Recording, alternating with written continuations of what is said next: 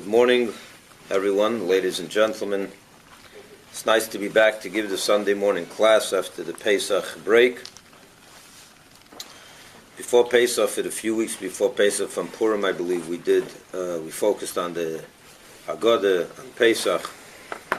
So it's been already at least a month or so, or 5 weeks, that we had not learned, that we didn't learn Tanya in the last while. So the last time we began chapter 35, which begins a pretty, more or less a new topic. So it's a good beginning point. And I will just briefly give a little introduction to chapter 35 because I think it's in order. Up until now, the Alter Rebbe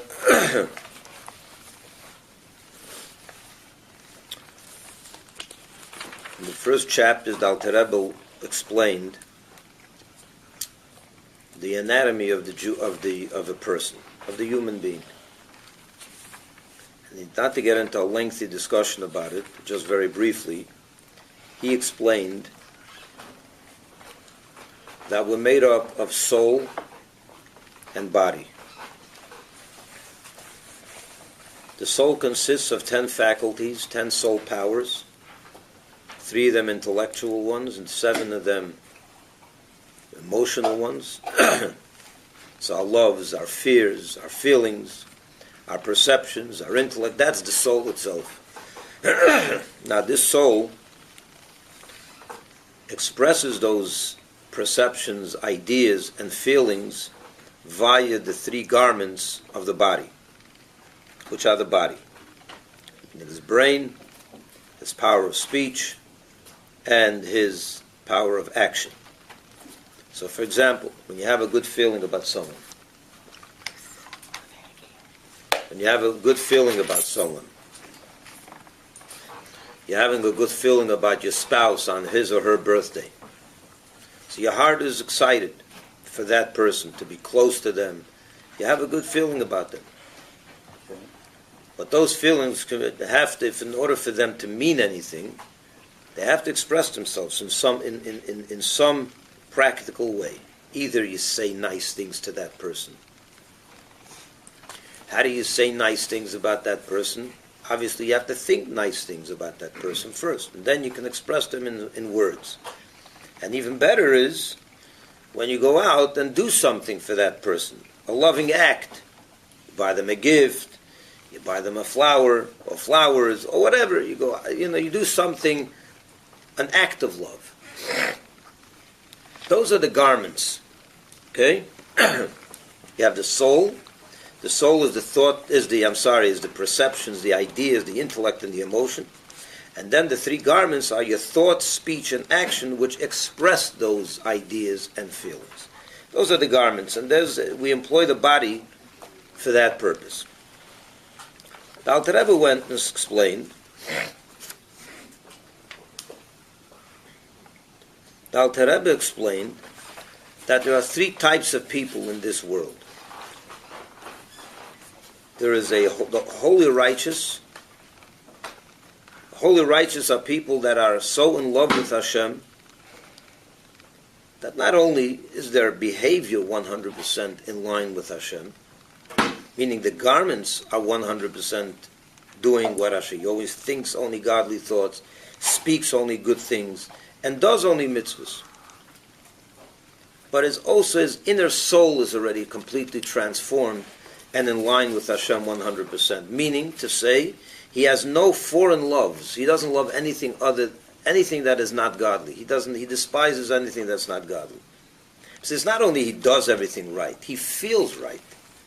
He thinks his perceptions are only godly perceptions, his feelings are only godly. He has no attraction to anything that is ungodly. The other end of the spectrum is the unholy person. The not righteous person, meaning the sinful person. The sinful person is someone that not only does he have foreign attractions and loves and his perceptions are not godly, but his actual behavior is not godly sometimes. He'll actually sin one here and there. And depending on the person, you could sin once a day or 100 times a day. But the common denominator between them is that they're sinful. That their garments are also not in line with Hashem. Not only their inner workings. You follow the distinction?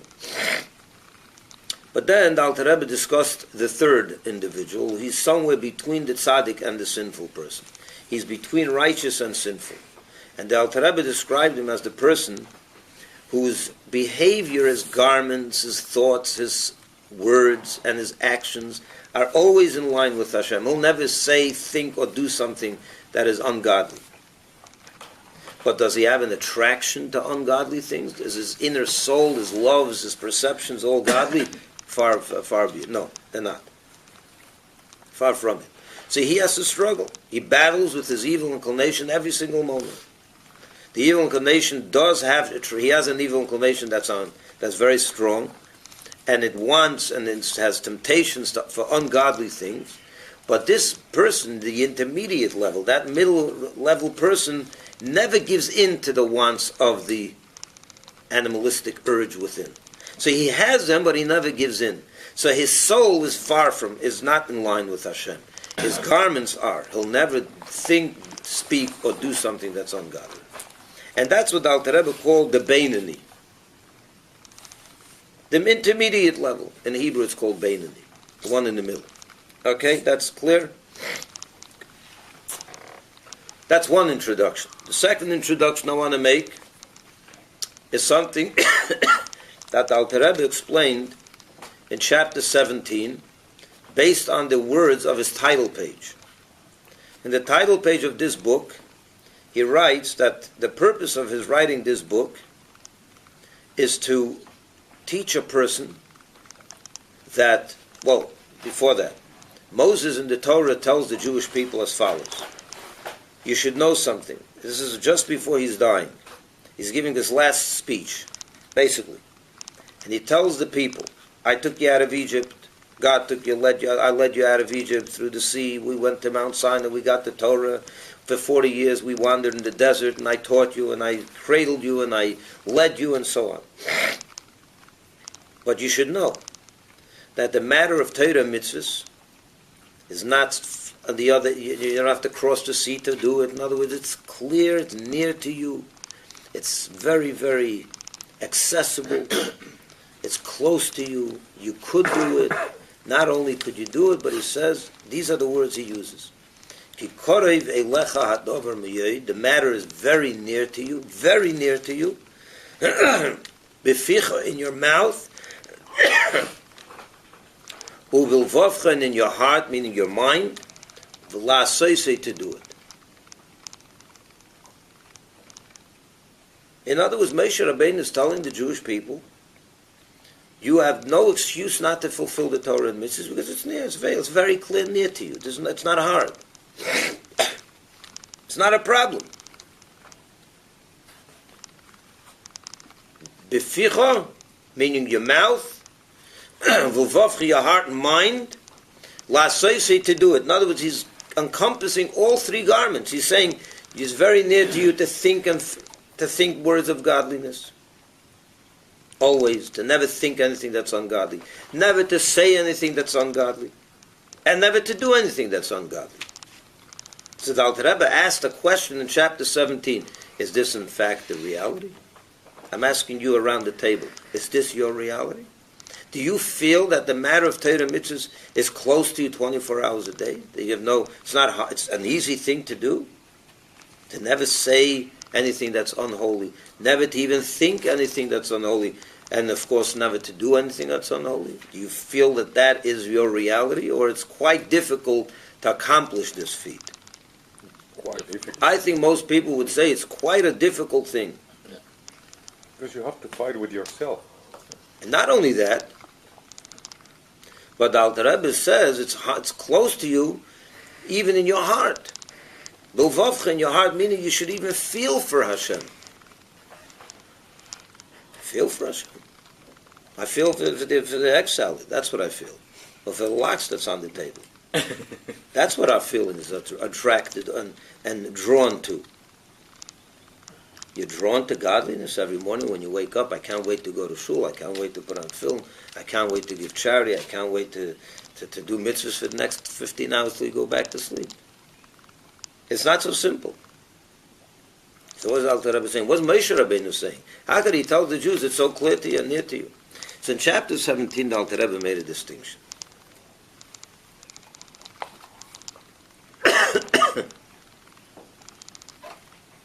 He basically says like this, and I want you to understand this.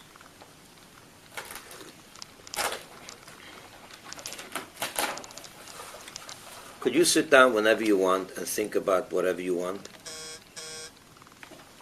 You have full control to think about whatever you want right now. And in an hour and 2 hours tomorrow, the day after.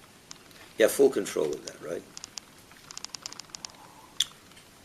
Could you think about the greatness of God if you want? Well, first of all, what are the things that make you love God? How do you reach a point where you're in love with Hashem? Like every other love in the world, you have to know the person. You have to know what you love. If you know them, and you know their qualities, you know how wonderful they are, let's say another person, you'll be in love with them. You'll grow to affection for them, and so on. Same thing with God. There's no mystery here. If you want to love Hashem, you have to know Him. So what do you have to do if your person says, I want to start loving Hashem? What does he have to do? He has to start thinking about it. Thinking about how great God is. Is that something you can do? Is that within reach for you to sit and think? You can think about whatever you want. Does thoughts always translate into feelings? Not necessarily. Not necessarily. You can think about the greatness of anyone, you're not attracted. It doesn't do it. Especially when it comes to God, which is a little abstract to begin with, or a lot abstract. We don't see Him. So you really have to have, it has to really, to have the connection between the mind, the thought, and the heart has to be real. Not everyone has that natural flow from the mind to create real emotions in the heart. It doesn't always happen. So the Alter Rebbe says in chapter 17 the following. When you look at the verse that he quoted, that Moses uses, he says, the matter is near to you. Beficha, in your mouth, uvilvacha, in your heart, la seise, to do it. There's a link between the words beficha, uvilvacha, in your mind, in your mouth and in your heart, meaning the mind and the heart, to the word la seise, to do it. In other words,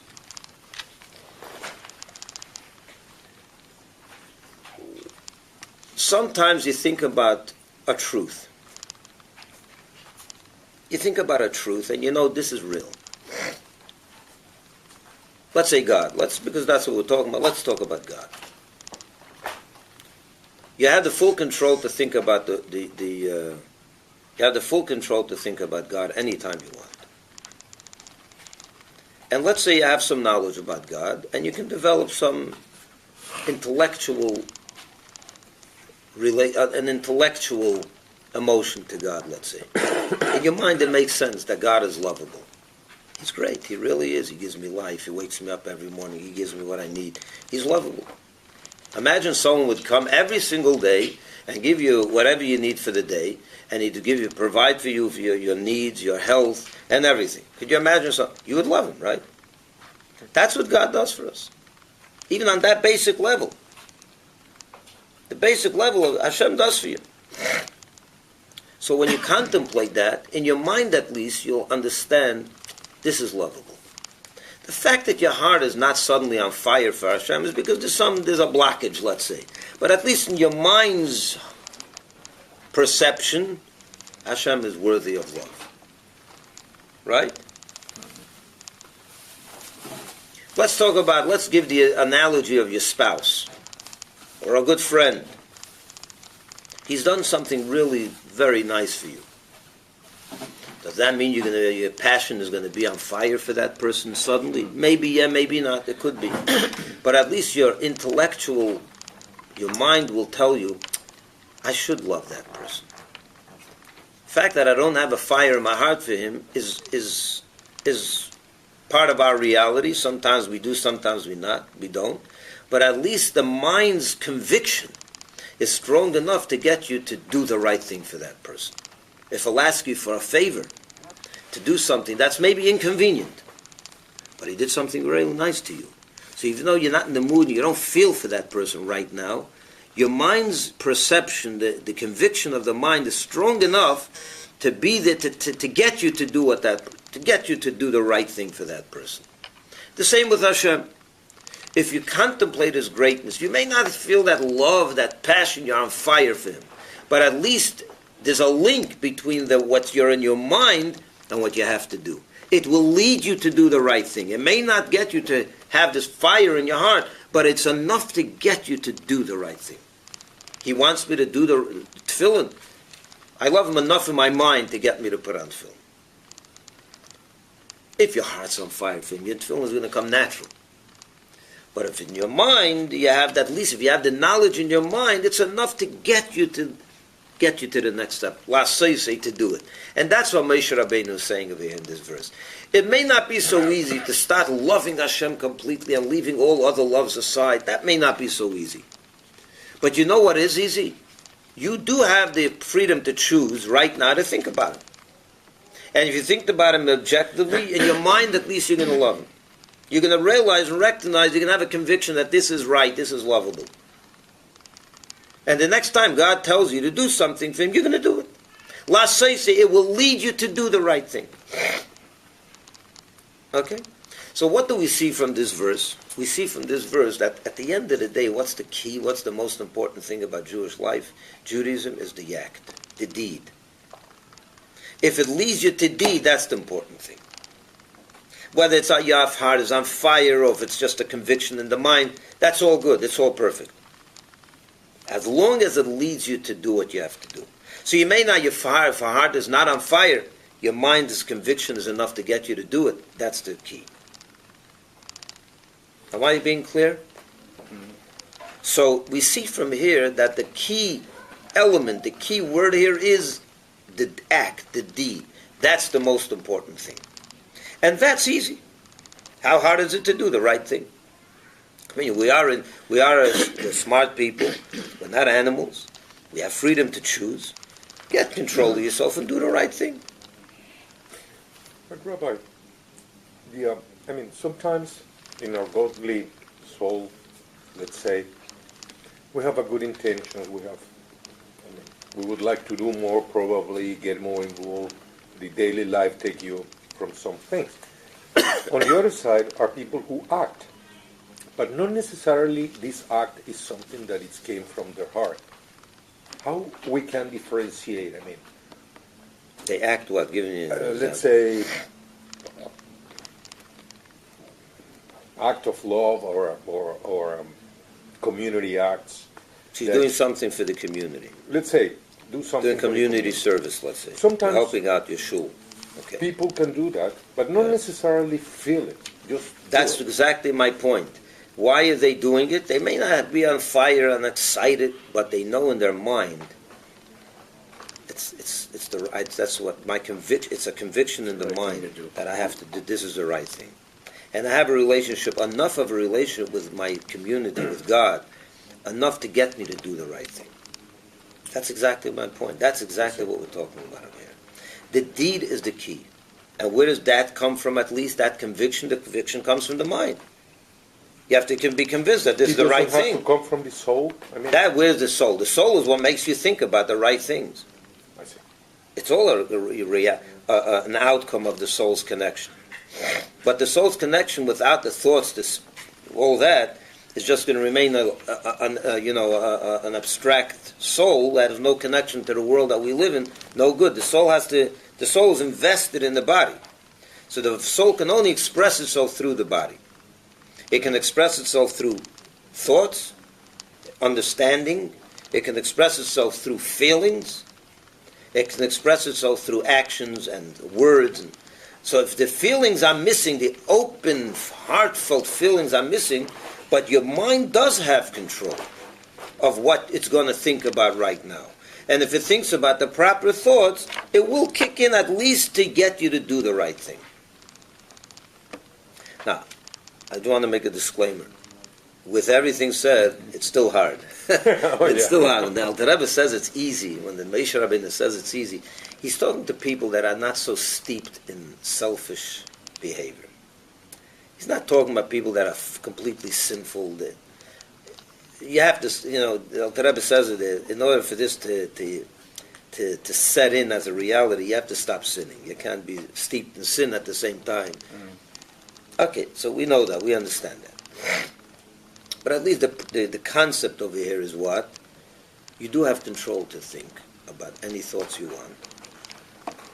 And if you think about the right thoughts, you will do the right thing. Usually. Okay? What happens if someone has no idea what to think about? He has no concept of God. Tell him, think about the greatness of God. He never heard of God. He never learned about He heard of God, but he never learned about Him. He doesn't know what to think. His education is of such a limited nature that go think. After 2 minutes, he has nothing to think about. He doesn't know what am I thinking about God? What's God? He doesn't know anything about Him. So the Alter Rebbe addressed that. And he said, even someone that doesn't know, you should know in reality, you have an inborn, innate love for Hashem. You have an innate love for Hashem. All you have to do is awaken that innate love. You don't even have to create a love in your mind. You have it. He said something interesting after the meal. You have that. Yeah. You have it within. You just have to develop that.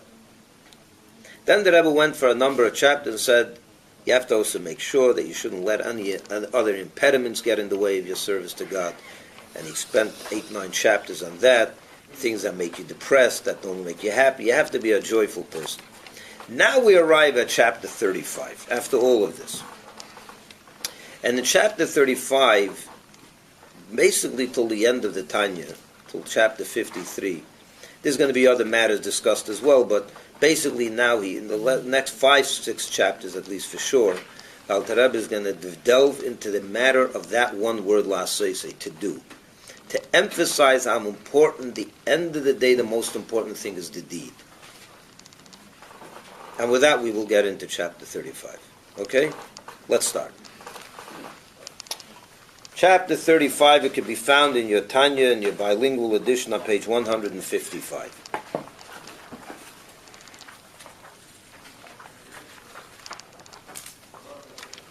Let us elucidate further. You with me? Let us elucidate further the term to do it. In Moses, in those words of Moses, to do it, the last word of that verse. The key is to do it. Let us also understand in a very small measure the purpose of the creation of intermediates, of these Beinanim, this middle type person, which is most of us. And the descent of their souls into this world, to be clothed within the animal soul which is derived from the Klipa and the Sitra Achra. Let me read another few lines and then I'll explain what his question is. Since they will not be able to banish her, the animal soul, throughout their lives, nor to dislodge her from her place in the left part of the heart, so that none of her impure fancies should rise to the brain, inasmuch as the very essence of the animal soul derived from the Klipa remains in their intermediates, in her full strength and might as at birth, except that her garments, the thought, the speech, and the action, do not invest their bodies, as discussed above. If so, why have their souls descended into this world to labor in vain, God forbid, to wage war throughout their lives against the evil nature which they cannot vanquish? This is a very important question. I'm going to read it again, obviously, after I explain. Remember I explained to you the 3 types, the righteous, the sinful, and the intermediate, the Beinoni. The righteous is the person, he's not born righteous. What happens? God created every human being with 2 souls. Every Jew with 2 souls, a godly soul and the human soul. Listen to this carefully. The human soul is that part of us that animates our body, makes our body function. That's what makes us alive. What does that human soul consist of? Also, 10 faculties, 3 intellectual faculties, 7 emotional faculties. But the general concept of this soul is it's self-centered. That's when we feel that we want the physical, mundane pleasures of life. It comes from that soul. Where does that soul originate from? What the Alter Rebbe calls here klipa. Klipa means the outer, the shell. Basically the unholy realm. God created this realm because he wanted to have this soul in this world so that we vanquish it and fight against it and overcome it. Okay? I'll explain. So this selfish soul comes from klipa, that unholy realm. But then we have a godly soul. The godly soul is what? That consciousness within us, that persona within, that drives us towards godly ends. The godly soul has absolutely no interest in anything other than holiness. It's got one attraction, godliness, holiness. What does the animal soul want? Self-centered pleasures. Now, you'll pay attention. I didn't say the godly soul wants holiness and the animal soul wants unholiness. I didn't say that. I said the godly soul wants godliness, holiness, and the animal soul, the human soul, wants self-centeredness. Survival. What's the difference? Self-centeredness doesn't mean that it's unholy. It's just like self. It wants self. If you can convince, now this is the key, if you can convince your animal soul that the greatest pleasure for it is learning Torah, he'll learn Torah. He has nothing against holiness. He's not by definition a soul that's attracted only to unholiness. He's attracted to self, whatever enhances its own self, its own pleasures. It's instinct, animal instinct. Name. Well, yeah. Self-centeredness. That's the key here. Its own existence. Usually, because when we live in this world, what we see is the physical, the mundane. So naturally, when you're born, you start being attracted automatically to good food, to good pleasures of the body. Because that's what you sense, that's what you feel, that's what you see. To be attracted to godliness is, you got to be taught by a teacher, by your parents, the value of that and so on. You could get there. Where even the animal soul, the human soul, should be attracted to holy things. Well, let's face it. You all sat by the Seder 2 weeks ago, right? Would you say that was a burden? Was that a very difficult thing? Why did you enjoy it? You enjoyed it? Yeah. The food was good. Oh, The atmosphere was good.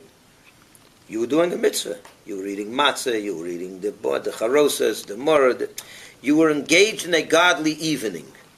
Was your animal soul disengaged? Would you say your human soul was disengaged, couldn't wait till it's over? Not necessarily.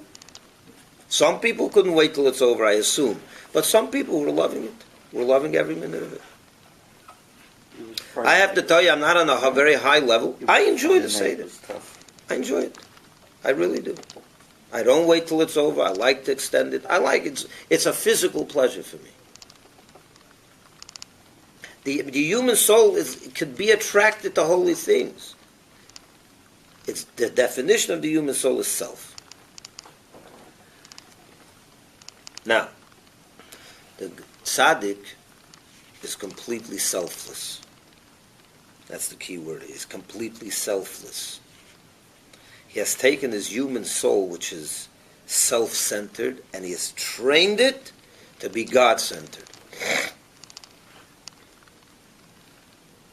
What did the sinful person, the Rasha? The Rasha is self-centered on every level. He even sins because of his self-centeredness. He'll even violate God's command in order to enhance his self-pleasures. He'll walk through a non-kosher restaurant, he'll go in and eat a meal because that serves his self. He likes the food, it's pleasurable to the palate, he can't resist it, he loves it. He'll even sin, God forbid. Yeah? The Beinoni is the person who will never sin. He'll never do something that's that's unholy. He'll never say something that's unholy. He won't even consciously think about anything that's unholy. But the animal soul within, that self-centered drive within him, has not been vanquished at all. It's very, very alive and well and strong within him, and he has to battle it. Every day it's a new battle. the self-centered animal soul, or what we would call the human soul, is pulling him to drive him to do something that's going to enhance his own self. But this intermediary, this Beinoni, knows no. I shouldn't allow myself to be attracted to that. The temptation is there, but he fights it. He overcomes it. He doesn't let it get the better of him. He never lets it control his thoughts, his words, and his actions. So he may never be able to conquer it and transform the animalistic soul itself, but he will always make sure that that animalistic drive does not enter and take over his garments, his mouth, his mind, or his actions. Okay? Here's the problem.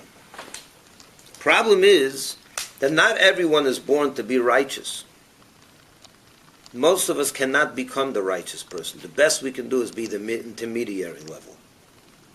But when you analyze that, that's quite depressing. You know why? Because basically what we're telling you is you're destined to a life of 120 years of constant struggle. Mm-hmm.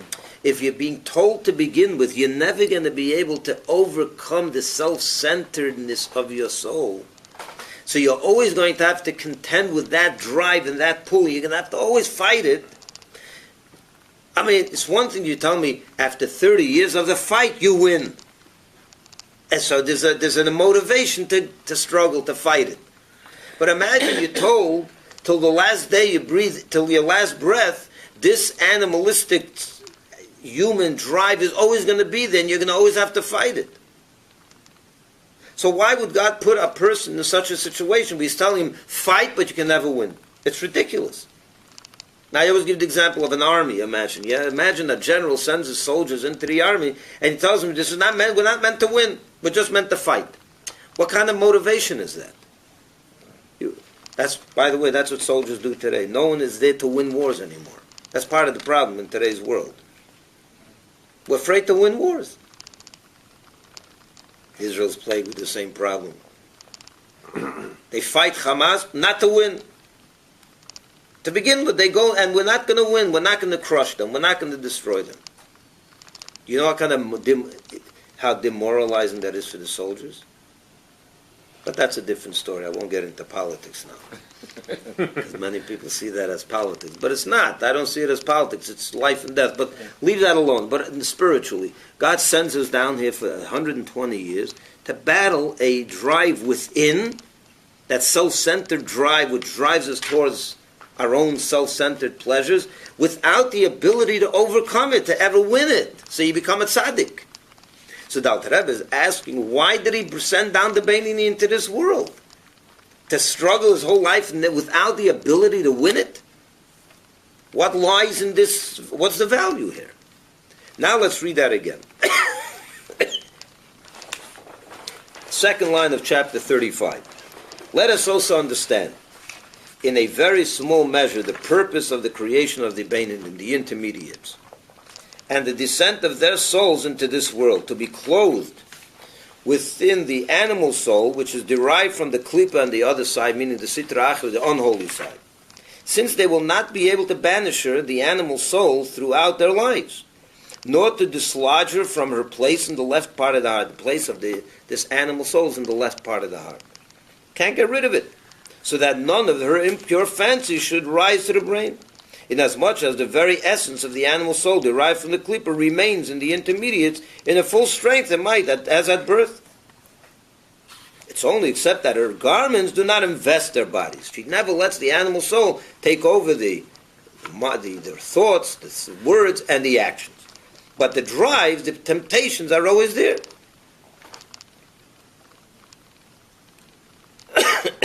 Except that her garments do not invest their bodies, as discussed above.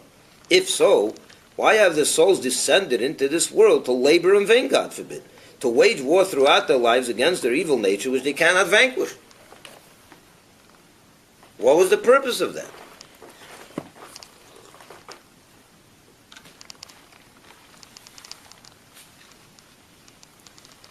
You understand my question? The Alter Rebbe's question, that's not my question. But let this be their solace, the Alter Rebbe says, to comfort them doubly, and helpfully, and to gladden their hearts in God, who dwells with them in their Torah and divine service. He's going to give them consolation. He's going to tell them that their purpose of creation is even more important than the tzaddik's purpose. The righteous, who do vanquish. How so? But before he gives them that consolation, before we can understand that, he gives a whole introduction as to the importance of the deed. That the deed, the mitzvah, is the most important thing. The action. And for this he gives into a long dissertation, a long discussion. And we begin, yeah? To quote by way of preface, the comment of the Yenuka, the young child, the Zohar, in the Parshas Balak. You know what the Zohar is, right? In the Zohar, he quotes, the Zohar is the basic book of Jewish mysticism, the foundational book of Jewish mysticism. So he quotes a young child as having said the following. The Yenuka said, the Yenuka is the young child. He commented on the verse. The verse is in Ecclesiastes. What's the verse? Where the wise man's eyes are in his head. That's what Shlomo, King Solomon, who wrote Ecclesiastes, writes. The wise man's eyes are in his head. Now, that verse seems to be a little strange. The wise and the stupid man's eyes are where? Not in his head. Where are his eyes? What is the meaning of this? Every man's eyes are in his head. Not only the wise. So what is the meaning? That's his head. Where else are a man's eyes? What's this big wisdom of King Solomon that he came up with this brilliant idea that the wise man's eyes are in his head? Where else are his eyes? Everyone's eyes are in his head. We don't need Solomon to tell us this. And we certainly don't need the smartest man of the world, Solomon, to tell us this. But he explains it in a different way. Obviously, he means something deep. Oh, sure. Huh? Sure. Yeah, obviously. But the interpretation of the verse certainly is as follows. We have learned that a man must not walk 4 cubits bareheaded. We know that there's a halacha that you're not allowed to walk without a yarmulke. 4 cubits, the 6 feet. Why is that? A yarmulke is the kippah. A man must not walk 4 cubits bareheaded. The reason is because the Shekhinah rests on his head. The Shekhinah is God's presence. God's presence rests on every one of our heads. Okay? And a wise man's eyes, that's what now King Solomon's words kick in. Now a wise man's eyes and everything he possesses are in his head, meaning in him who rests and abides above his head. The wise man is focused on his head, meaning that which is above his head, Hashem. That's where his whole mind is. That's his focus in life. On the God that is on top of my head. That's what he means. The wise man is in his head. The wise man's eyes is on his head. On that which is above your head. He thinks about God. And if his eyes are there, he must know that the light which shines above his head needs oil. Listen to these words. This is all from the Zohar. And again, and if his eyes are there, he must know that the light which shines above his head needs oil. For the body of a man is a wick. Look at this interesting parable he gives. The human body is the wick. And the light above the Shekhinah, God's presence that's above our head, and the light is kindled above it. Hashem's presence is the light, the fire. So we're the wick. The light above us, meaning God's presence above our head, is the light. So it's like a candle, right? What do you need in a candle? You have a wick, and you have the fire. What else do you have in a candle? The wax. The wax or the oil. You need something. Otherwise, the wick will burn up quickly. It'll expire. And the light itself won't even be a good light because the wick and the fire are two opposites a little bit. So it doesn't produce a good fire without oil. Oil makes the wick burn properly. Right? So you need oil. Every candle needs another element. There's 3 elements in a candle. The fire, the wick, and the substance which is flammable. melting, the flammable, exactly. For the body of a man is a wick, and the light is kindled above it. And King Solomon cried, saying, let there be no lack of oil above thy head. That's what he means. Then the wise man's eyes are in his head, meaning he's always focused on what's above his head, the light. So he's crying, he's begging the wise man, the Jew, provide oil for that light so it doesn't extinguish. For the light on a man's head must have oil. Meaning, what's the oil that we provide? What is our oil? Mitzvahs. Good deeds, meaning good deeds. The mitzvahs become the oil that keeps God's presence, light, God's light above our head, attached to the wick, the body. And this is the meaning of the phrase, the wise man's eyes are in his head. And the quotation ends here. This is all from the Zohar, from this little child. What do you glean from this? Profound concept, a nice idea. Where the wick, Hashem's presence above our head is the oil, the light.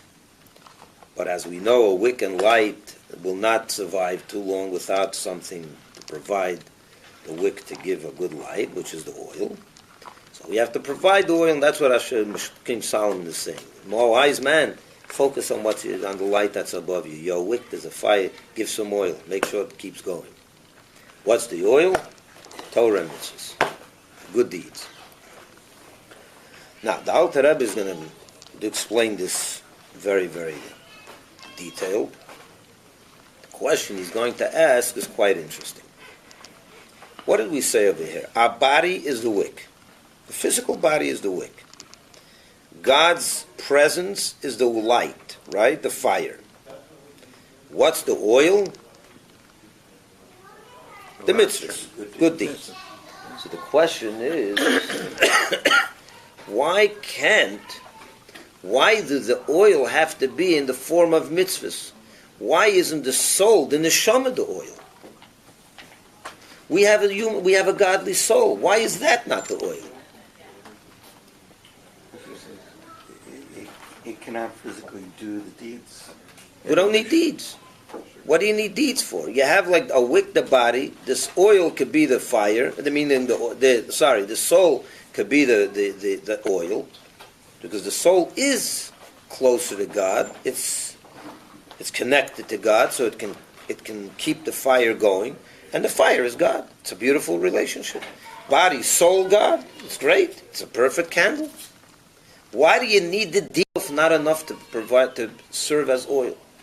The community needs. I can understand, one second. That's a different problem. I'm not asking why does the world need mitzvahs. That's not my question. My question is, if you're telling me that the human experience is a candle, a human being and God, this is a combination of a candle. We have the oil without mitzvahs. We have the what's the oil? Why do you need oil? Let's discuss it for a moment. Why do you need oil? Let me explain this. Why is a wick itself not good enough? Why is a wick not good enough? It'll burn out. It'll burn out, right? You need fuel. You need fuel. The wick itself is not fuel. Why not? What happens? It's a long wick. Eventually it'll burn What out. about a very long wick? Thousands of miles long wick. It'll burn out. But for the time being, it's a good wick, right? It's a good fire. No, it isn't. The wick without oil doesn't produce a good fire. The fire, even when it's burning, is not a good fire. You know why? Because fire is a certain one element. The physical wick is very different. And the two are not really, there's no good connection between the two. There's a little friction between the two. And that's why it produces not such a good fire. It's a dark, it's flickery, it's not real, it's not a good fire. The oil, why not? What's the problem with the wick? In order for fire to burn properly, it needs to have a substance, a fuel as you call it, that becomes completely absorbed in the fire. Naturally absorbed in the fire. What happens to the oil? What happens to the oil? More. It burns. It disappears. Why is it where does it disappear to? It becomes nullified within the fire because there's a symbiotic relationship between them. The oil is that kind of fuel that becomes nullified and absorbed in the fire. Wicks don't. Wicks don't. Wick is physical matter. It's not going to absorb and become nullified in the fire. It's not. It'll become ashes, but it won't become null. It won't become null. The oil becomes null. And you come back 2 hours later, there's no oil left. Where's the oil? Where'd it go? It became null. It became part of the fire. It was nullified within the fire. Carbon dioxide. That's what fire needs. That's what fire needs.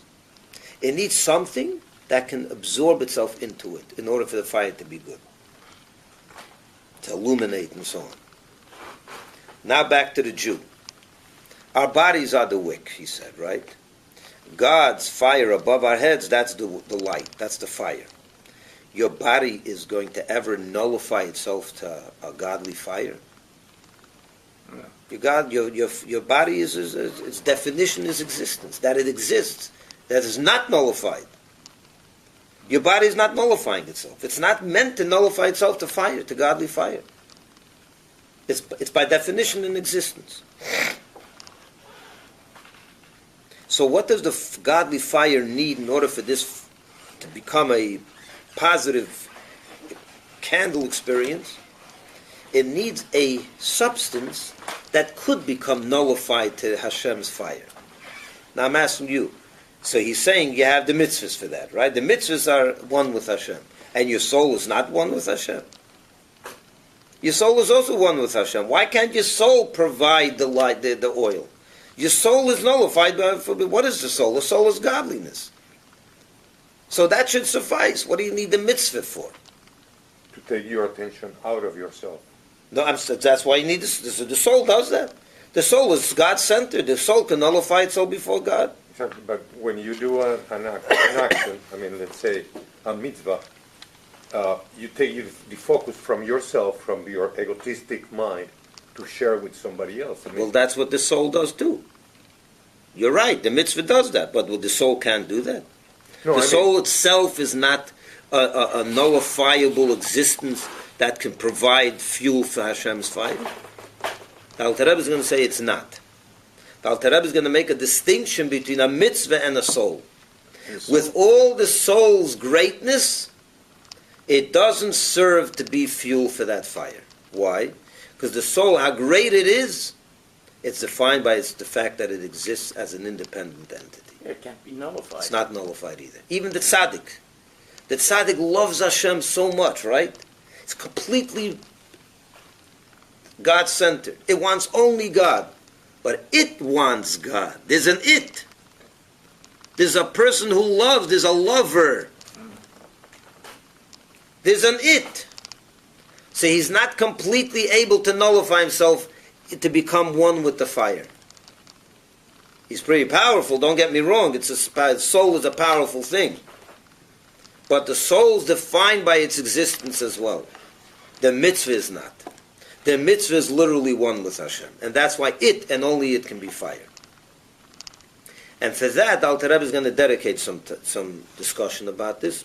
Beautiful, beautiful concept. The power of a mitzvah. But for that, we'll have to come back next week. So we'll stop here, and we'll explain this next week, God willing, and I invite you all to join us again. Okay, it's 10:30. you're doing like Game of Thrones. You're caught in the best part. Yeah. That's what I do here. I keep you coming back. To be continued. To be continued, right. Thank you all for watching, and have a good day, everyone, a good week. It's nice to be back.